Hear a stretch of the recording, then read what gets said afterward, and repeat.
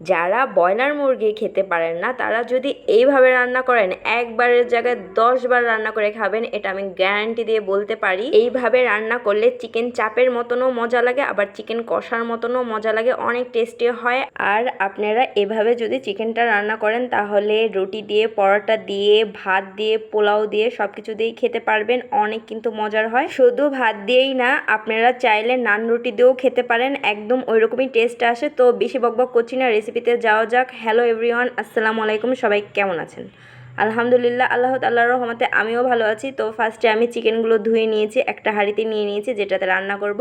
তারপর হচ্ছে আমি তেজপাতা, দারচিনি, এলাচ, তারপর পেঁয়াজ কুচি, কাঁচামরিচ কুচি, আদা রসুনের পেস্ট, হলুদের গুঁড়া, মরিচের গুঁড়া একদম যতটুকু লাগে ততটুকু মাপ করে দিয়ে নিয়েছি। তারপর ভর্তি করে 2 টেবিল চামচের মতন গরম মশলার গুঁড়া, 1 টেবিল চামচের মতন ধনিয়া গুঁড়া, স্বাদ মতন লবণ দিয়ে নিয়েছি। তারপর দিয়ে দিলাম সয়াবিন তেল একদম 1 কাপের মতন, দিয়ে হাত দিয়ে একদম কুচলিয়ে মাখবো। এই পর্যায়ে হাত দিয়ে একদম ভালো করে কুচলিয়ে মেখে একদম মশলার সাথে মিক্স করে দিব। হাত দিয়ে ভালো করে মাখলে চিকেনের ভিতর মশলাটা ঢুকলে খেতে ভালো হয়। তারপর লাস্ট পর্যায়ে আমি 1 টেবিল চামচের মতন সয়া সস দিয়ে নিলাম, দিয়ে এখন এই তো হাঁড়িতে বসিয়ে দিলাম চুলাতে।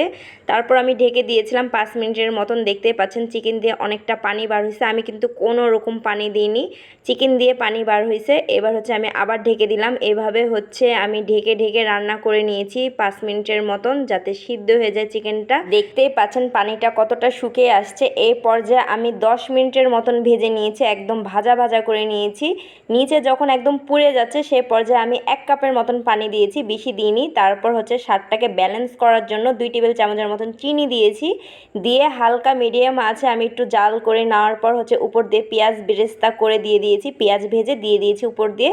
এই তো রান্না কমপ্লিট। আর দেখতেই পাচ্ছেন কতটা ইয়ামি লুক আসছে। আমি কিন্তু ঝোল রাখিনি, জাস্ট এগুলো তেল ফুটে উঠেছে, একদম ভাজা করেছি। এটাকে চিকেন কষাও বলা যাবে, আবার চিকেন চাপও বলা যাবে, কিন্তু একদম চিকেন চাপের মতন স্বাদ আসে। আপনারা একবার হলেও বাসাতে ট্রাই করে দেখতে পারেন, অনেক মজা লাগে। রান্না করা শেষে লাস্ট পর্যায়ে আমি পরিবেশন করে ভাজা জিরার গুঁড়ো উপর দিয়ে নিয়েছি, যাতে একটা সুঘ্রাণ বাড়ায়। আর দেখতেই পাচ্ছেন চিকেনটা কতটা সফট হয়েছে, খেতে কিন্তু সেই মজার হয়েছিল। তো আপনারা বাসায় ট্রাই করে দেখতে পারেন। ভিডিওটা আমার আজকের এই পর্যন্তই। ভিডিওটা ভালো লাগলে লাইক, ফলো, শেয়ার করে দিন। আর যারা ইউটিউব থেকে দেখছেন তারা আমার চ্যানেলটাকে সাবস্ক্রাইব করে দিন। দেখা হবে নেক্সট কোনো ব্লগে। ততক্ষণের জন্য ভালো থাকুন, সুস্থ থাকুন, আল্লাহ হাফেজ।